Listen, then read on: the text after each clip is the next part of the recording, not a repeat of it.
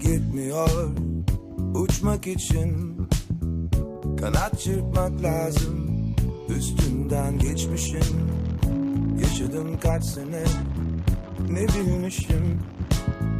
Aklımı zorlasam, neden, niçin de bu iş olmuyor?